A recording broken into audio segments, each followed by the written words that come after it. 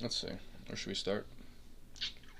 Universal basic income is the concept that you will, however, whatever community, country, state, maybe the world will implement, whoever chooses to implement this is going to is going to take the basic needs off of the backs of the citizens who are under their care by providing some type of wealth.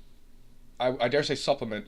In Andrew's case, he talks about it as a dividend, a freedom dividend that is actually cut from the very gains that we are gaining as a society and as America is progressing. He quotes $20 trillion as our GDP right now currently.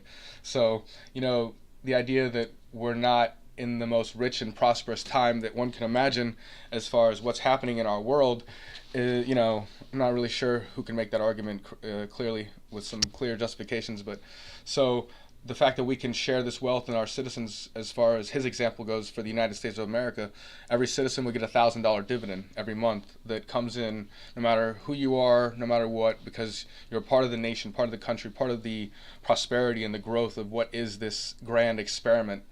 Never in the history of the world have we been able to probably been in a position to lift every single person out of poverty as far as the bare minimums off of a mind, off of a mind that is built to survive. That's what this thing is for. It has basic needs that it drives above all else to meet, and that the requirements are checked. And once that becomes possible, you find these areas where human beings are able to progress in all types of ways, and intellectually as well as physically. Like, they're able to like put their bodies to work and their minds to work in different ways once their necessities for food and shelter are uplifted off. So universal basic income is an implementation of resources to fit this need to lift people out of what we consider the very bare bottoms of living a life. Whether you have a good roll of the dice or a poor roll of the dice, it really makes no difference as far as a starting point now for certain people, because it's not that you're gonna supplement so much that you're gonna live a life that's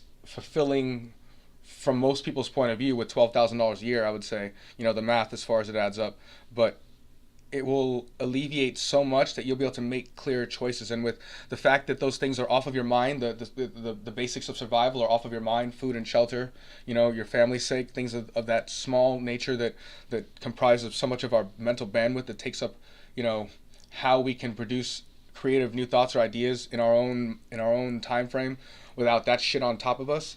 If that's alleviated in some way, we find ourselves in a better position, because if you can pull a whole society up, which we're going to talk about all these things in more depth, but I'm just trying to set the stage for what universal basic income can truly start to provide.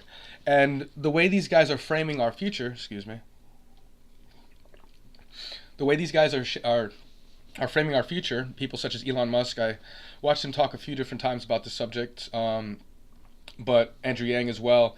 They talk about this in the framework of what's coming and what we're looking at right now as far as the future of humanity.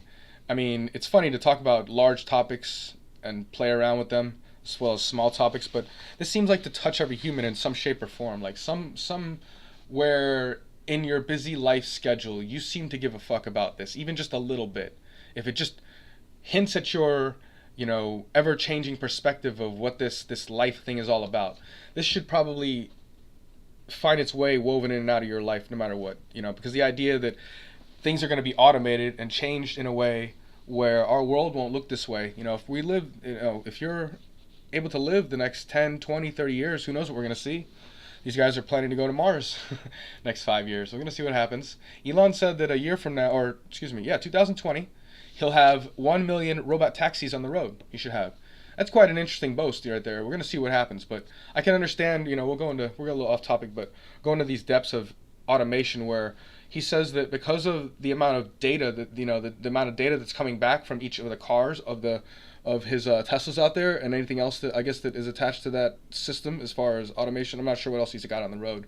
I know they're testing the trucks and stuff, but all the data that's coming back is exponentially building on their ability to step to the next stage as far as how intelligent these cars and trucks will be. and what's going on. They're collecting at an extensive rate now. So he's predicting next year, he's going to have 2 million robot taxis out. These are going to be very real things, little by little. It's not going to cascade at once, all falling down. But I feel like the changes that are going to occur in the next 10, 20 years, we're not going to really be able to see all this stuff. It's going to be quite interesting. And to be able to witness this stuff is going to be monumental for my point of view, because I still remember a time when we played outside, you know what I mean? Like, there's a different point of view that I kind of cut my worldview from and what I've been through. So we're going to talk about those things another time and world whenever I find the ability to get the chance. But for now, like I said, universal basic income is kind of almost a grand experiment in the world in which we now have the ability to do this in a way that I see such small downside that it's so difficult to find out that what's up, Bacon Shake? Very difficult to find out where we can predict this. And I'm going to go into more detail on all these things, but it seems to be interesting to paint this picture like this. With automation coming to a rise, Elon's kind of talking about what's happening as far as his point of view. But we already see kiosks where you can put ingredients into a little basket or whatnot, and an automated machine makes you an omelet. You've seen countless things where people no longer have to check out, with a human. They can check out with a machine. There's going to be a lot of interesting things developing that we don't actually get to pay attention to, that we're just going to kind of slide in. So as time progresses, human beings are going to need to do less of these repetitive, mundane mental or physical tasks that take away from what it is to be a human being, what it is to be a thing that can go beyond those things if we can put a machine in position to do that. So I'm gonna find a few points to talk on, and we're gonna kind of get down as we do in this when I just kind of start going off in my zones. But for now, I think this kind of paints an idea of what's happening, why human beings would be able to reap the benefits through a system of dividend distribution, which is called UBI, or call it however you want, that would allow for a lifting up of everyone within its grasp from the bare basics of food and shelter. That way they can start to contribute differently into the society that is going forward. It's not going to make them millionaires or rich by any chance. They won't even stop them from doing necessarily jobs they like to do. Maybe they'll keep doing the job they like to do, maybe in more free form. Maybe they can take things off of their plate so they can even do the thing they like to do even more.